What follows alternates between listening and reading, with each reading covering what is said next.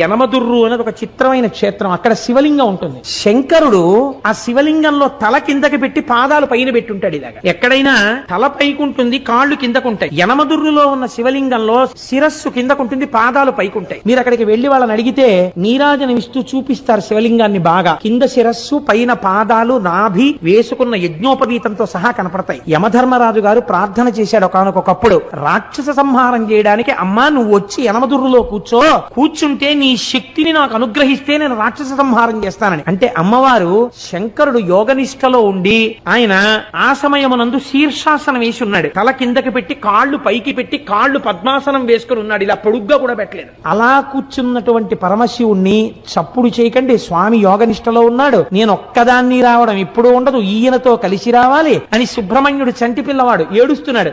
ఏడుస్తున్న సుబ్రహ్మణ్యుణ్ణి ఒళ్ళో పడుకోపెట్టుకుని స్తన్యమిస్తూ శంకరుణ్ణి ఓ చిక్కం లాంటి దాంట్లో పెట్టుకుని ఎత్తి పట్టుకొచ్చేసింది ఆవిడ శక్తి స్వరూపం.